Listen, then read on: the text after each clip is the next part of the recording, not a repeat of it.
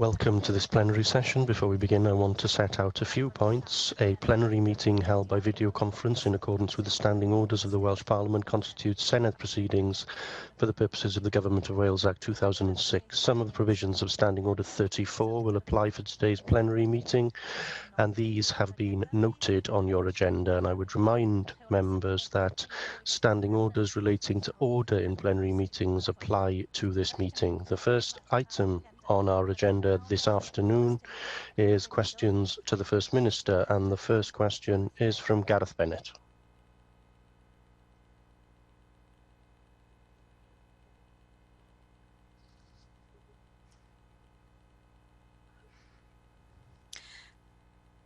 Ydy Gareth Bennett yna? Is Gareth Bennett? Gareth Bennett here?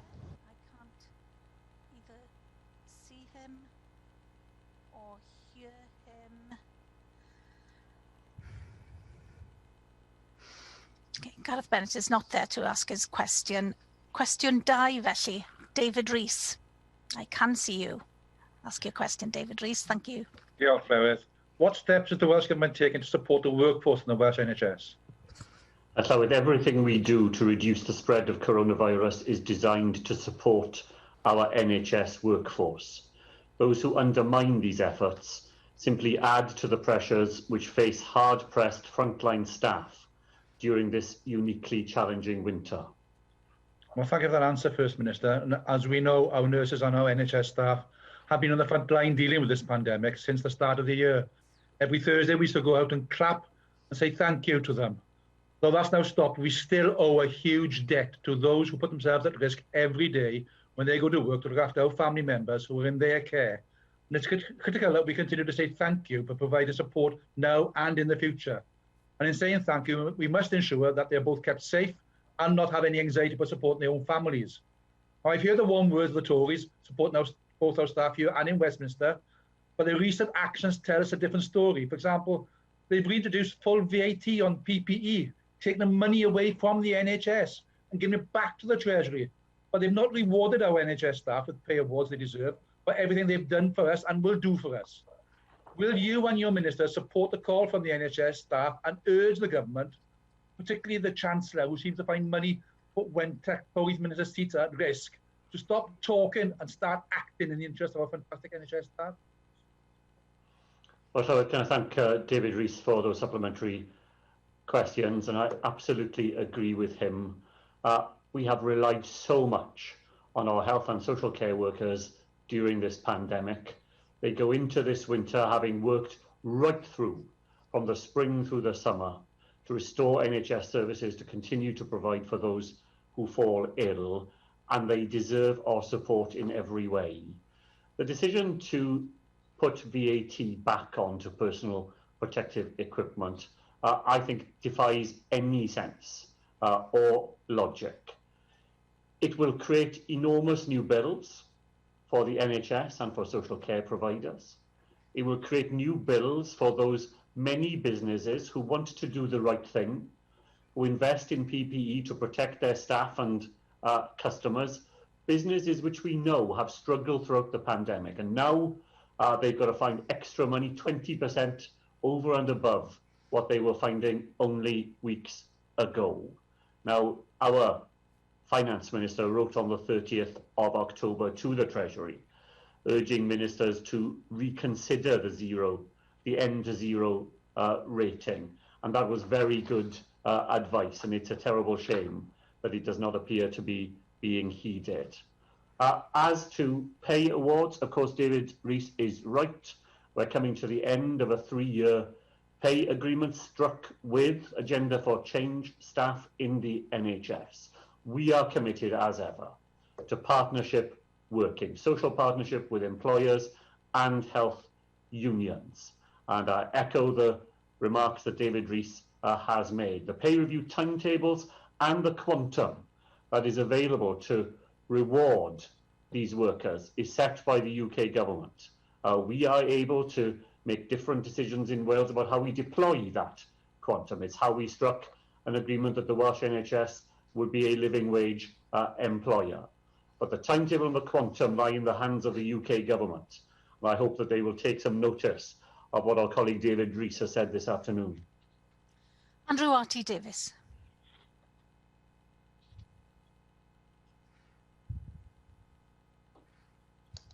Thank you, First Minister, for the answer so far. I'd like to direct my question to you around the Royal College of Physicians request last week for the government to consider the rules around discharge. We know the pressure that NHS staff face when obviously they can't discharge patients and accept new patients into the hospitals. Some of the regulations that the Welsh Government brought out that in April that were revised in July require a 14-day isolation period when patients are sent home. The Royal College of Physicians believe that this should be looked at. Can you give us any encouragement as to whether the Welsh Government is looking at the discharge procedures to alleviate some of the pressures within the hospitals? Thank Andrew Davis for that question. I discussed this report with the Director General, Chief Executive of the NHS, Dr. Andrew Goodall, earlier in the week, and we certainly will take the report seriously. But he will remember a time earlier in the pandemic when the Welsh Government was under significant questioning about discharging people from hospitals without being clear of coronavirus. That's why the 14 days period was instituted, to make sure that people couldn't be discharged to care homes, for example, until we were completely sure that they weren't carrying coronavirus into those settings. So the 14 days is there for a particular clinical purpose. But the Royal College of Physicians make other important points about the health of the wider population and how that might be, the wider population in hospitals, that is to say, and how that might be better served by a shorter period. And we will certainly be discussing that with them and with other colleagues in the Welsh NHS. Andy Jones.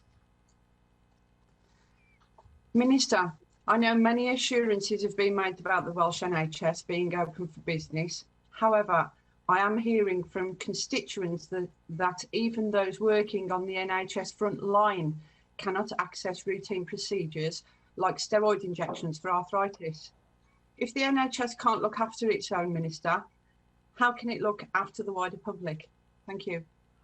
Well, we've never had a policy in Wales of moving NHS employees to the front of the queue when it comes to routine treatments.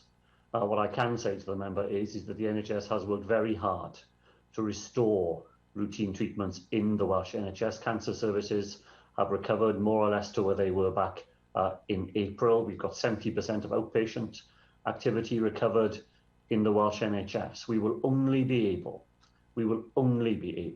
to sustain that level of activity in the NHS for non-coronavirus patients if we do everything we can to stem the flow of the disease here in Wales. And the single biggest contribution that anyone can make to making sure that the NHS is there for all the other things we need it to be there for is if each one of us does everything we can to bear down on the spread of this deadly virus here in Wales.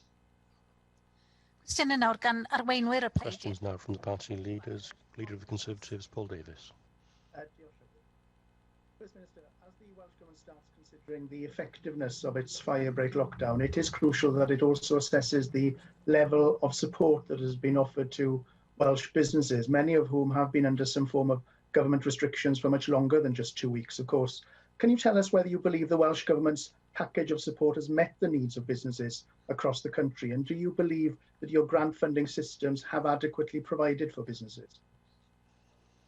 Well, the Welsh Government provides the most generous package of support for businesses of anywhere in the United Kingdom.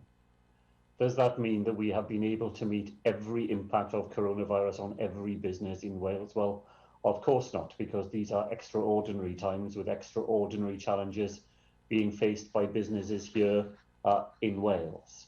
What I can tell the member is that during phase 1 of our Economic Resilience Fund, a £500 million fund, a total of nearly 7,000 grants were made to micro businesses totaling nearly £125 million. In phase 2, another 5,000 grants totaling over £58 million.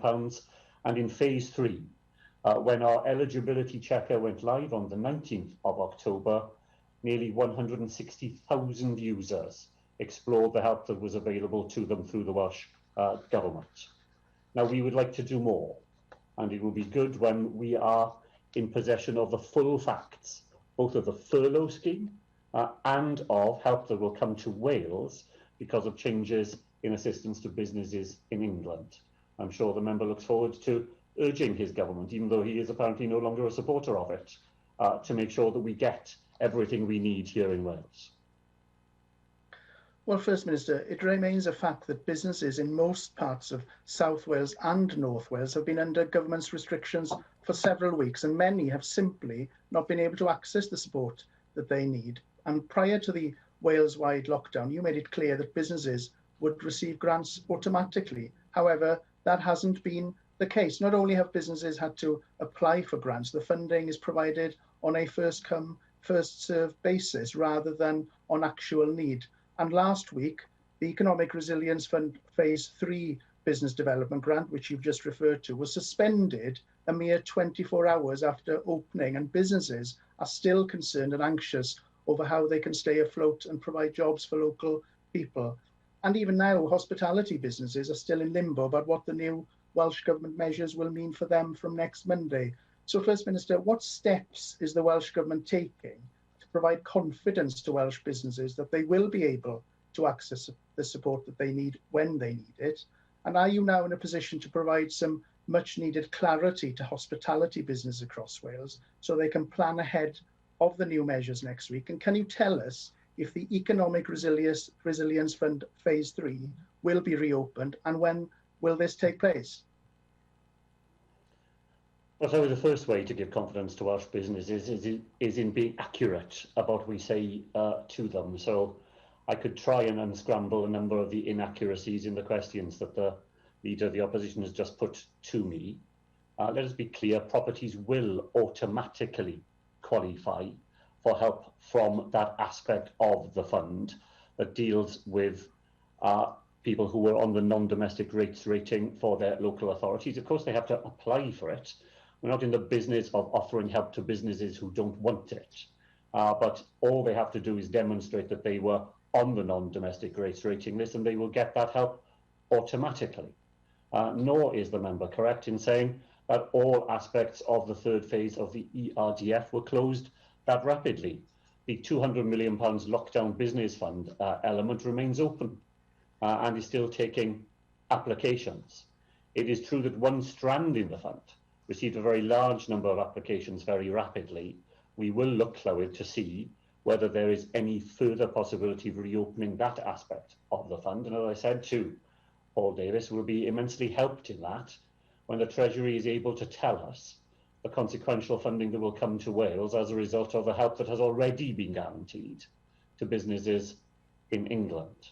I'm making a statement later this afternoon, Llywydd, in relation to the post-fire break arrangements here in Wales, and I'll have things to say for the hospitality sector then. Well, I'm glad you will be saying something a little bit later on this afternoon, because businesses do actually want clarity from you, First Minister. Now, it's not just businesses that need support, it's people too, of course. And on the 30th of October, you once again confirmed that self-isolation grants can be awarded to people on low incomes in Wales who are required to self-isolate. You had previously given a similar commitment on the 22nd of September. Now, First Minister, we know that local authorities in Scotland and England have been delivering the grants for some weeks and backdating them to the 28th of September, yet we're not seeing the same level of action being taken to support those people that need it the most in Wales, and this may risk them ending their isolation too soon in order to pay their bills. Therefore, can you tell us why people on low incomes across Wales have not yet received their self-isolation payments? Can you also update us on the latest discussions you have had with local authorities in Wales about delivering those grants? And can you give us a realistic time frame now for when people in Wales will actually receive their self-isolation grant? Well, so we've already set out our plans to support people who are self-isolating. Those £500 payments will be available to people in Wales. They will be available through local authorities who are in the best position to be able to respond quickly to people's needs, and at the same time to make sure that the system we have in Wales has some safeguards against fraud in a system where you want to get help to people quickly, but you still have to make sure that the help is going to the right place. I'm very grateful to our local authorities for taking on this additional set of responsibilities on top of everything else that we have relied on them to do in supporting their local populations. The help that we will give to people to support them in self-isolation will be matched by a set of penalties to bear down on those people who knowingly and deliberately fail to follow the advice given to them by our TTP system. And at the same time, we will make it an offence for employers knowingly to encourage people to go into work when they should be self-isolating. It is a package deal that the Welsh Government has put together with elements of the carrot and the stick, and all of that is designed to make sure that our TTP system goes on being as effective as it already has been, and far more effective than in other parts of the United Kingdom. Arweinydd Plaid Cymru, Adam Price. First Minister, you said yesterday that if we were not part of the UK, we wouldn't be having a discussion about furlough because you implied we couldn't afford it. Why is that? Well, sorry, I was simply making it clear that people in Wales pay into the insurance scheme that is the United Kingdom.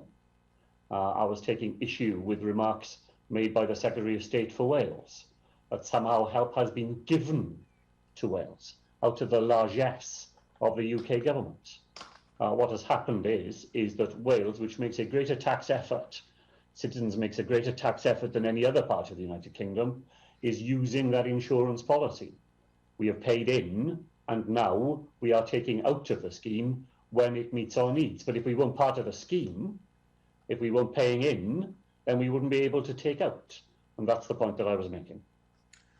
Switzerland, Norway, Denmark, Latvia, Estonia, Ireland, and even Luxembourg, with the population same size as Cardiff, are all funding wage subsidy schemes equivalent to the furlough as small independent countries. So why would an independent Wales be any different?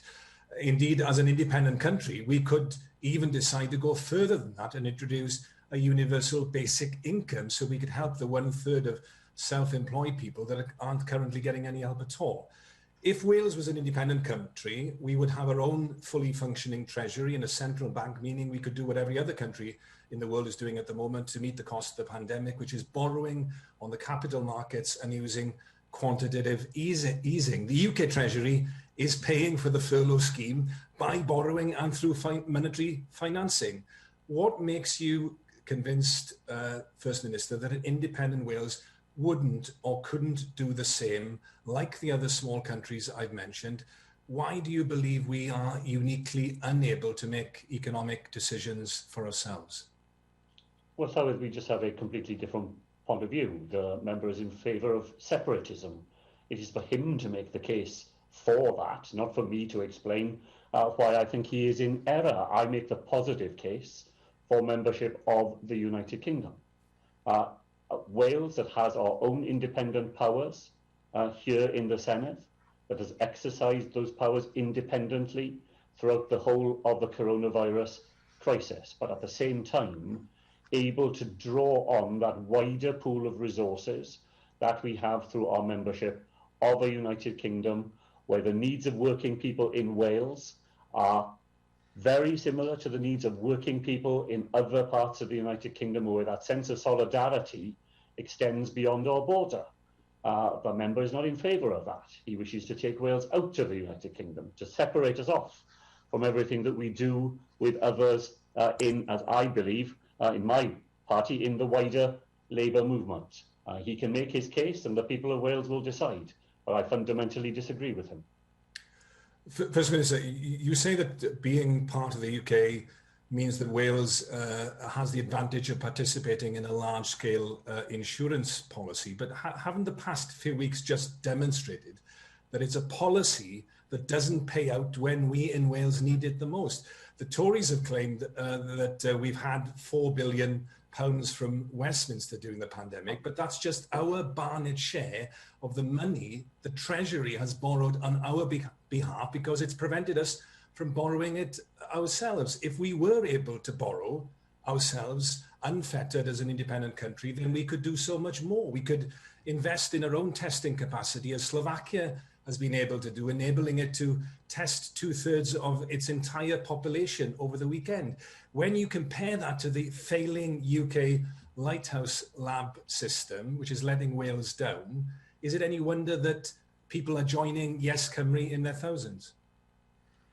Well, so I make the case that the member never does, for social solidarity across the United Kingdom, for us to share our risks and to get our rewards when we need them. I think that has always been to Wales's advantage. It's for the member to explain to Wales why he believes that, bereft of everything that we obtain through being part of the wider whole, Wales would be more successful alone on the high seas.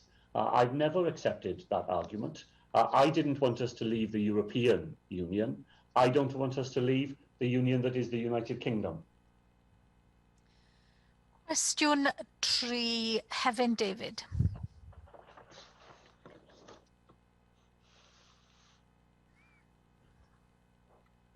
Diolch, David.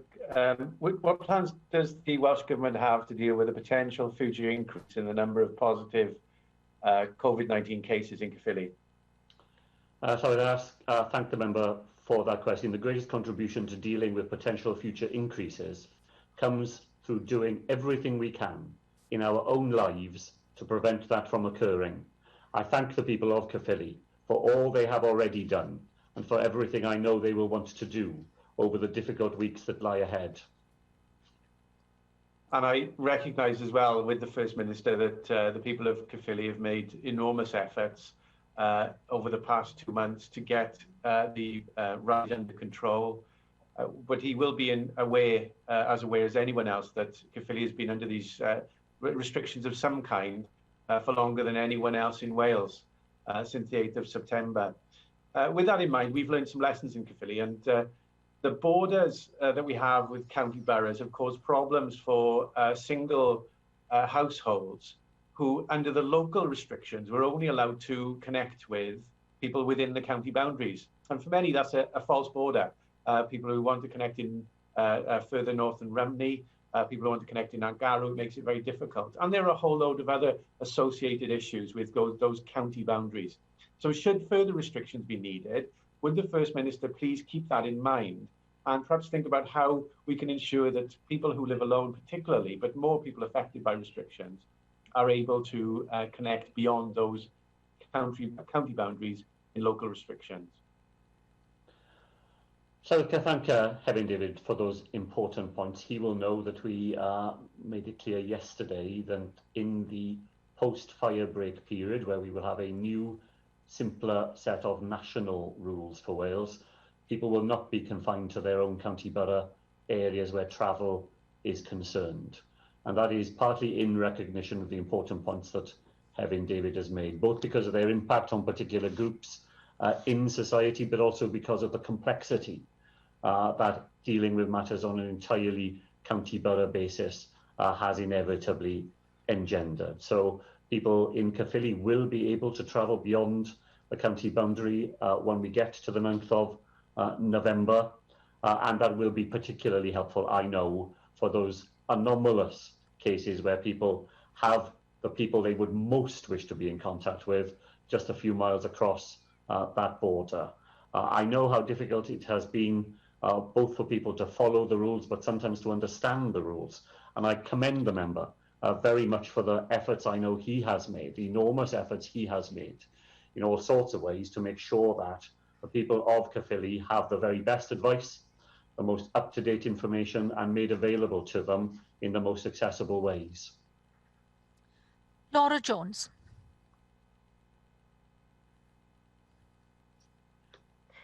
First Minister, can you hear me? Yes, carry on. Sorry, some problems with my buttons then. First Minister, so the people in Caerphilly and Wales can prepare, there appears to be some sort of confusion. I hope you can clarify for us this afternoon. One of your ministers has spoken out saying there'll be another fire break in January and February, another fire break lockdown. Could you confirm or clarify the government's position on this, please?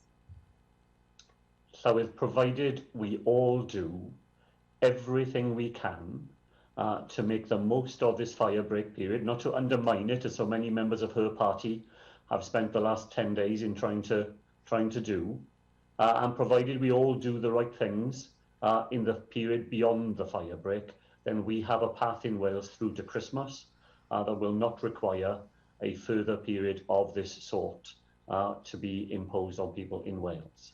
Beyond this calendar year, none of us is in a position to gaze into that crystal ball. Many things will change between now and then, including the course of the disease itself, but also other possibilities that will come our way in dealing with the disease. Later this week, my colleague Vaughan Gethin will issue a statement on new developments in testing, led in many ways here in Wales. And if those possibilities are crystallised and those tests become available, tests that people can use for themselves with rapid results being provided to them without having to go to a centre or send them off for results, then that will give us a different set of actions that we might be able to take to combat the disease in the new year. Nobody is in a position, nobody sensible is in a position to say that any course of action should be ruled in or should be ruled out. But we have a pathway through the rest of this calendar year, provided every one of us does the things in our own lives that most protect ourselves and others. And that needs the support of every single elected member in this Senedd. Question 4, Jane Bryant. Diolch, Llywydd. What support is the Welsh Government giving to NHS workers during this COVID-19 pandemic? So I thank Jane Bryant for that question. The Welsh Government continues to work in social partnership with employers and health unions to make help available for our dedicated health and social care staff. The exceptional efforts they make on our behalf deserve the support of every one of us. Thank you for that answer, First Minister. Over the last few months, we've seen frontline NHS staff speak out about the reality of fighting this pandemic. Respected consultants in the Aneurin Bevan Health Board area, such as David Hepburn, Tim Rogerson and Amy Jones, have all voiced their experiences and described the pressure they and their colleagues are facing day in, day out. Staff have worked tirelessly throughout. Early on in the pandemic, they were often in new roles. Many are spending hours upon hours in layers of PPE. They're also feeling the pain of loved ones not able to say goodbye to patients at the end of their life. Our NHS staff have had very little opportunity to rest as more routine services have resumed. They've been heroic throughout this pandemic. But as we go into winter, we all need to remember that they're not superhuman. What support has the Welsh Government been able to put in place to help those on the front line to ensure we look after those who continue to look after us? Well, so can I thank Jane Bryant for that very telling supplementary question. Can I pay tribute to the clinicians that she mentioned in that supplementary question for the way in which they speak up on behalf of the frontline experience of so many of their colleagues. And can I just take this chance to condemn the abuse which I know a number of those clinicians have experienced as a result of the work they have done in communicating directly to people in Wales about what it is like to be a frontline clinician in the NHS during the period of coronavirus. It is shocking and utterly unacceptable the way that some people have chosen to abuse those people who have simply explained to the rest of us what it is like to provide the services on which we all rely.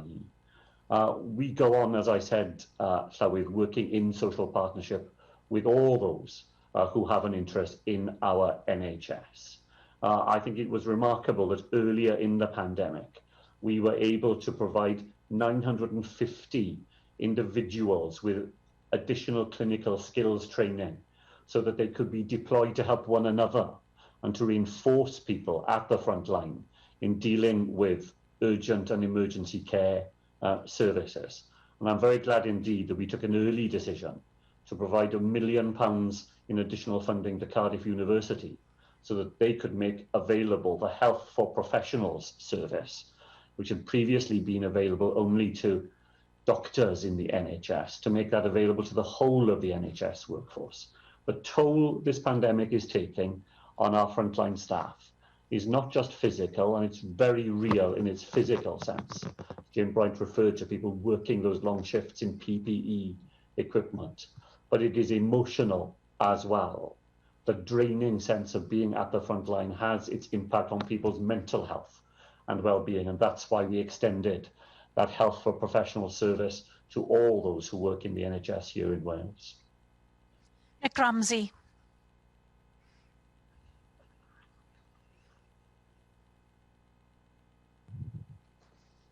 Diolch Llywydd, and diolch Pryd Gweinidog for that answer. First Minister, the opening of the new Grange University Hospital in Cwmbran is imminent. I believe it's this month. It's going to be a great new facility. I know many Assembly members, Senedd members we are now have had a chance to look around that facility during its construction period. But it's also vitally important that it's well staffed, particularly as we go through the COVID-19 pandemic second wave.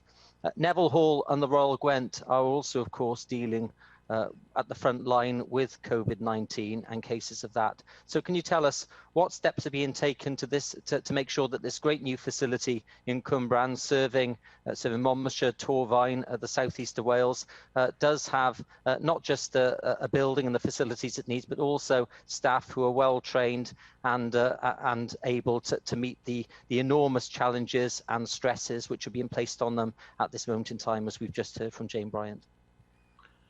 I would like to thank Nick Ramsey for that question and for his continued interest in the development of the Grange University Hospital, which I know he will remember came out to the clinical futures work led by staff in the Gwent area. And of course, not only do we need the fantastic facilities that it will provide, but we will need the committed, skilled individuals who we rely on to make the most of those facilities.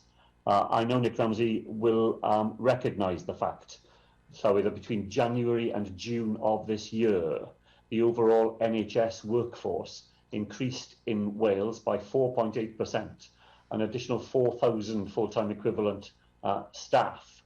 The comparable figure for the same period in the previous year was a staff increase of 0.5%.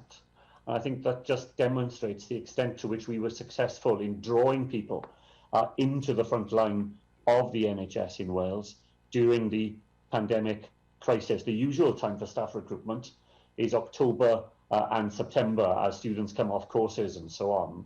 But we have managed to, in the quieter time of the year normally, to increase the staff in Wales by over 4,000. That will undoubtedly have an impact on our ability to provide for staffing in the Grange University Hospital. And so this government has invested not just in the staff that we need here and now, but in the staff that we will need in the future.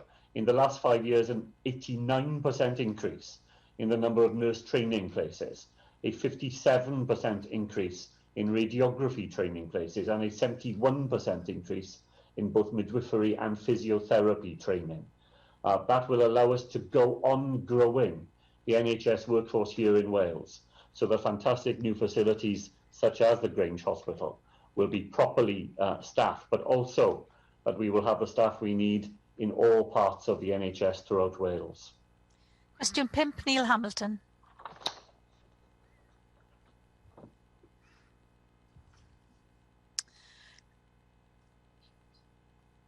You need to unmute yourself, Neil Hamilton. There you go. Will the First Minister make a statement on the impact of intergovernmental relations on public policy in Mid and West Wales? So I made a statement and published the Welsh Government's first annual report on intergovernmental relations last week. We continue to work with the other governments within the United Kingdom to ensure our strategies and policies deliver for the people of Mid and West Wales and the country as a whole. I thank First Minister for that reply. The Welsh Government rightly protested to the UK Government that a disused army camp in a small village like Penally in Pembrokeshire is an unsuitable place to dump 140 illegal immigrants from the shores of Kent.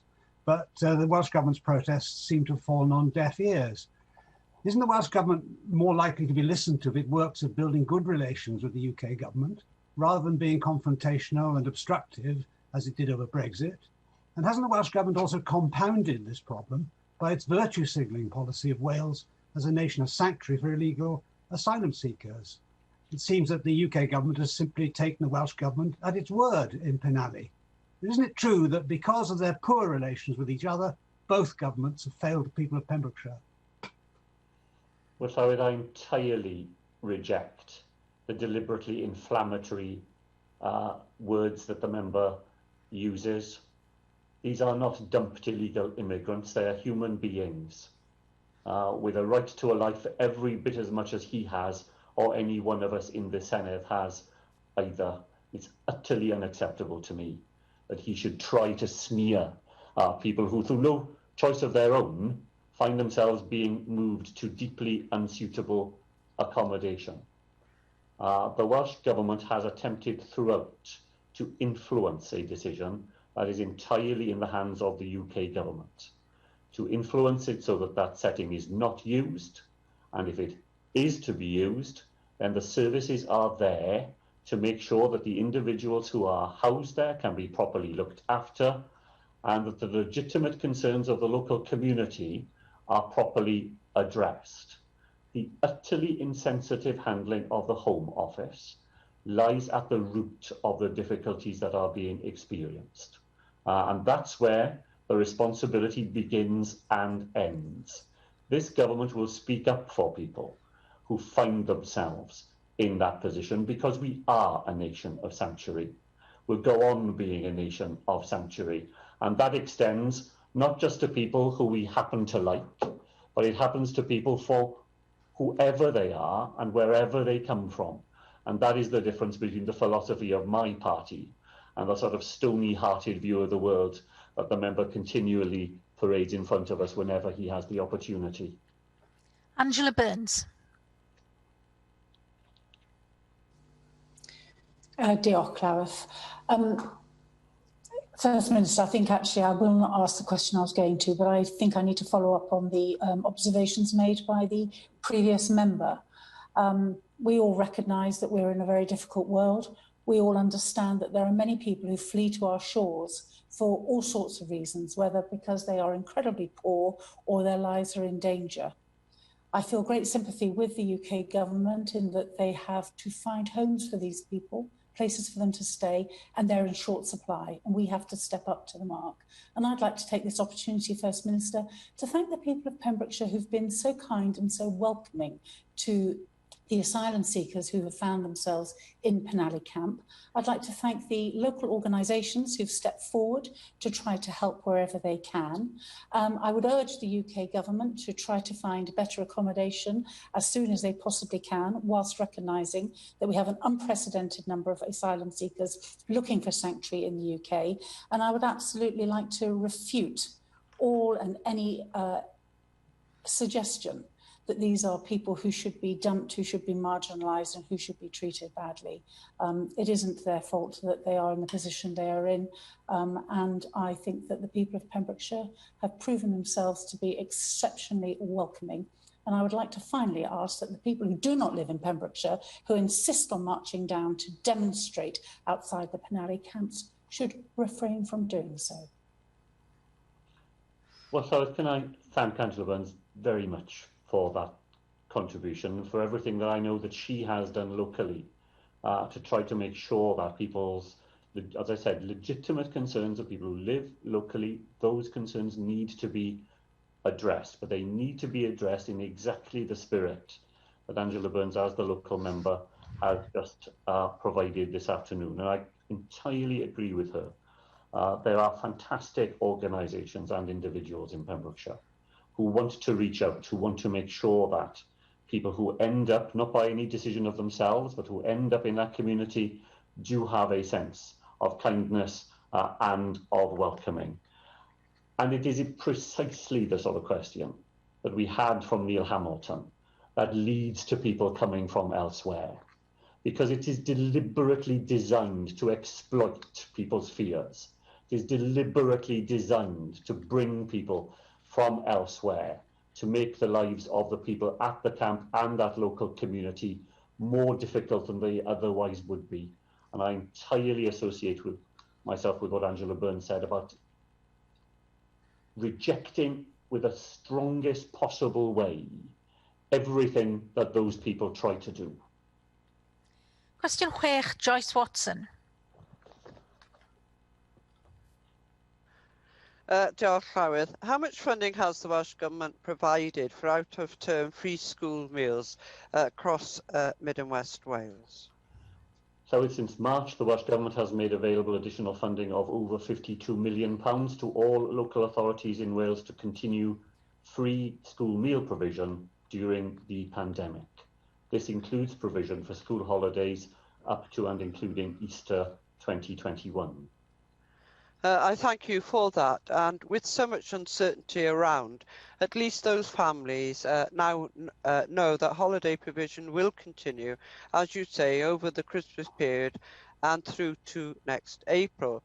But that, of course, is with no thanks to the Conservative MPs in my region, including Secretary of State for Wales, Simon Hart, who voted against giving families in England that same security.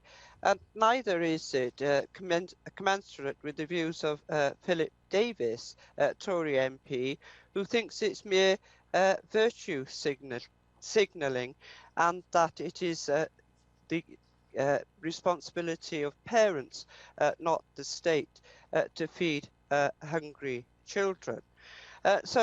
But I do remain concerned, though, that more families who don't have recourse to public funds may struggle to make ends meet this winter. I know local authorities have the discretion to provide free school meals to any pupil that they know to be in need.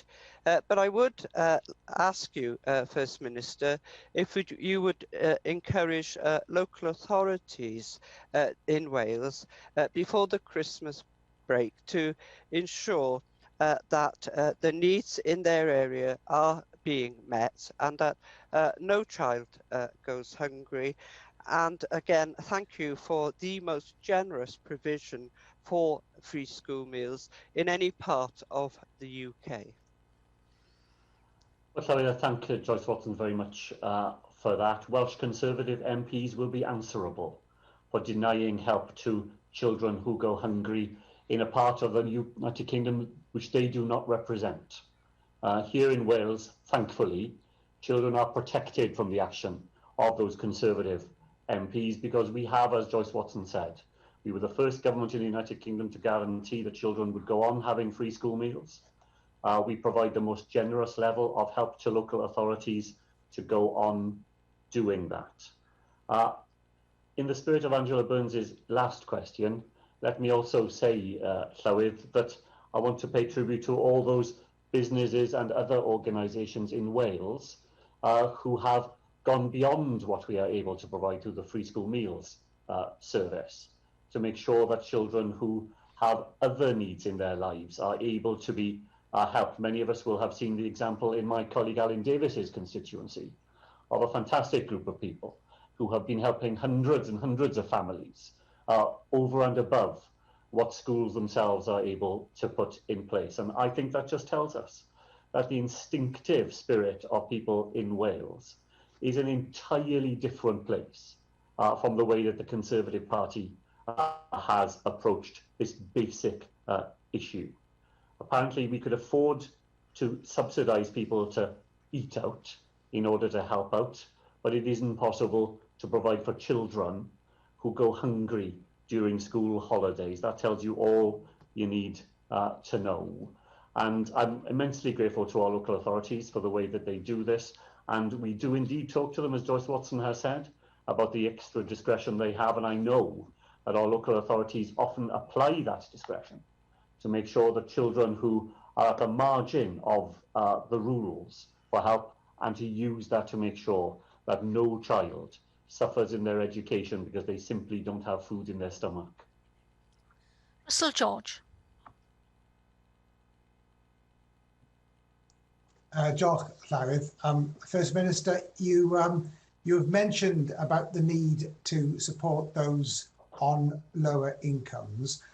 It's been 42 days now since your government announced that it would roll out payments of £500 per week for those on low incomes who are asked to self-isolate, but the payments are yet to be received. Now, people in England and Scotland have been entitled to payments of £500 since the 28th of September, with grants being paid from the 12th of October.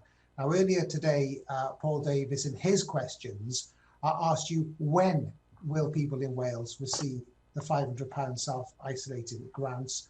You didn't answer his question. So can you tell us now when these payments will be made? So these payments are available in Wales. They'll be backdated in Wales as well. All of that has already been announced. It's for Conservative members to keep up with policy in Wales, not to use First Minister's questions as some sort of personal research service. Helen Mary Jones. Diolch Llywyd. If I can return us, First Minister, to free school meals, and I'd associate myself with a lot of what Joyce Watson said about how positive it is that we are still providing those, particularly in school holiday times.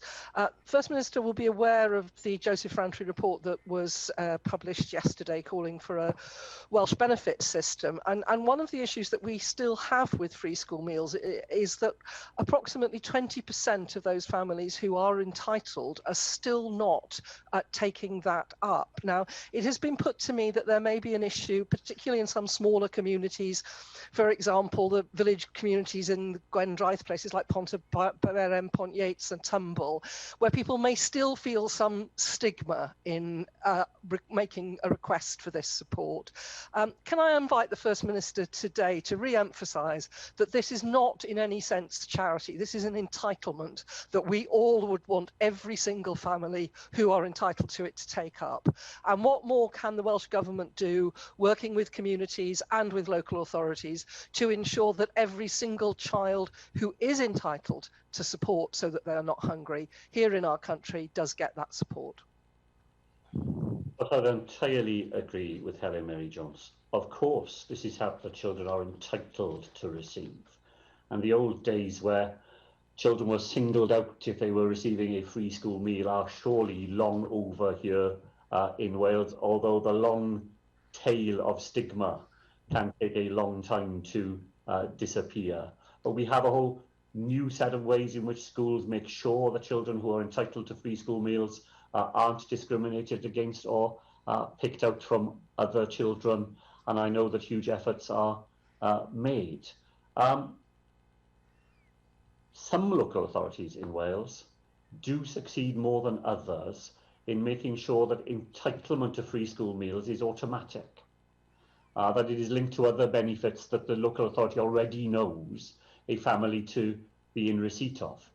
And the more that we can make free school meals not a matter of families having to apply for it, but it being done through the other systems that local authorities have available to them, the greater the take-up will be.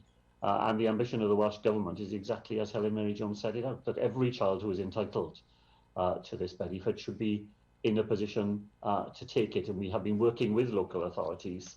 As I say, some of them are already more advanced down this path than others, to find ways in which not just free school meals, but a whole range of other help to which families are entitled comes to them as a result of things that the local authority already know about them because of information that they've supplied, rather than requiring people to make repeated applications for help that ought to be straightforwardly available to them.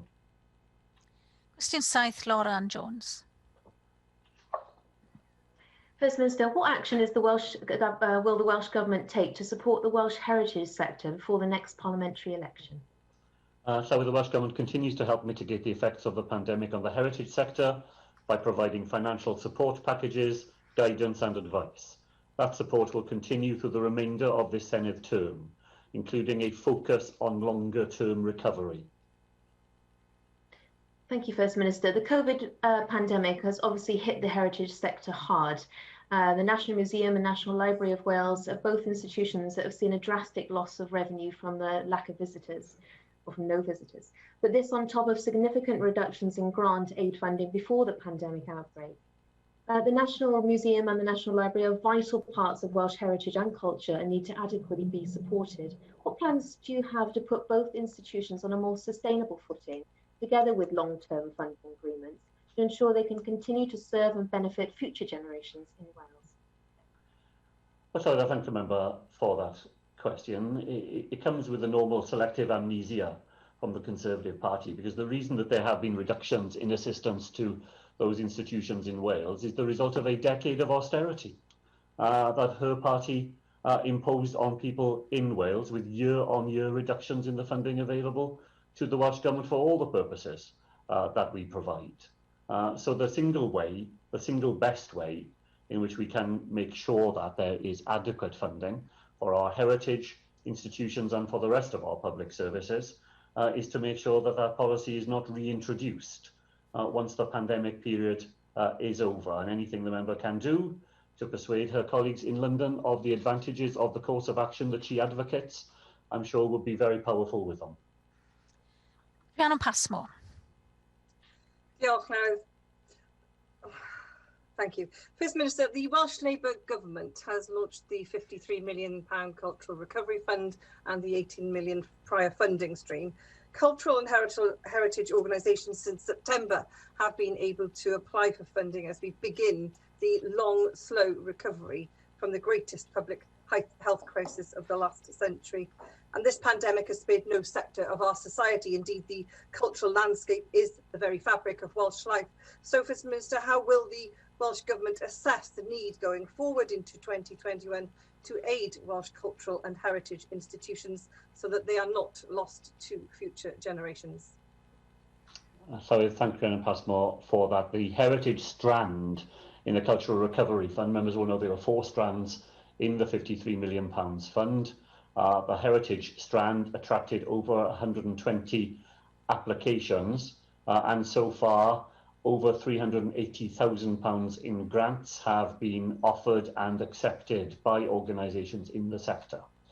We continue to assess, appraise and wherever possible approve applications to the fund. That has to be done via panel process. There are some significant applications from major organisations such as the National Trust in Wales, which are still going through that process. So I'm very pleased to provide Rhiannon Passmore with an assurance that the £380,000 already agreed is not the end of the story, that those panels continue to meet and that there will be further grants and awards made to the heritage sector here in Wales from that £53 million fund.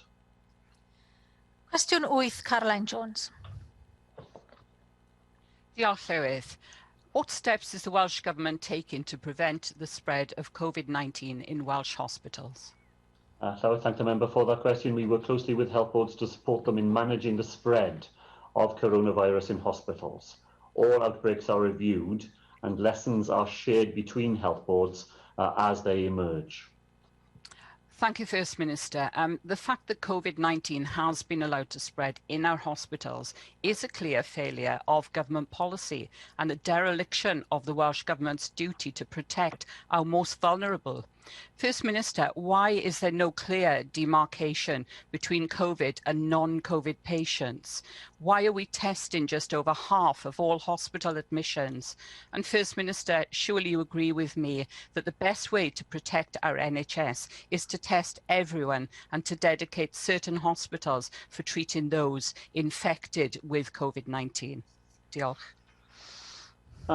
Well, Llywydd, I have to take issue with what was a nonsensical introduction to what turned out to be a sensible question at the end of it. The sensible point that the member managed to make was about the way in which NHS premises in Wales are creating separate facilities for people suffering from coronavirus in order to be able to protect facilities for those people who need to use the NHS for every other reason. Earlier today, Llywydd, the Director General and Chief Executive of the NHS took the Welsh Government press conference and dealt directly with the issue of the spread of coronavirus within hospitals. He said that of course we regret every case of hospital-acquired coronavirus. But I want to be clear, Dr. Goodall said, this is not as simple as a failure of hand washing or poor infection control procedures. He went on to explain the ways in which coronavirus can still, despite everything that our staff do to safeguard those closed settings and those people who work and are treated within them. Despite all those efforts, he set out the ways in which this highly infectious virus can still make its way into those places, and how incredibly difficult it can be to prevent its spread in busy healthcare environments, especially when we see 100 people with coronavirus being admitted to our hospitals now every day. And I think just a little more understanding on behalf of the member for everything that those frontline staff do to deal with those really difficult circumstances would not have gone amiss, given the questions we've had earlier today, in marking the ongoing efforts that those people make to keep us all safe. Leanne Wood.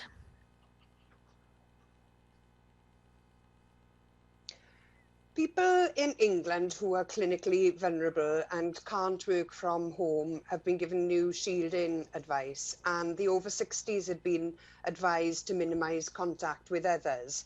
In Wales, the advice to the clinically vulnerable group, including the over 60s, is to continue to work if you can't work from home.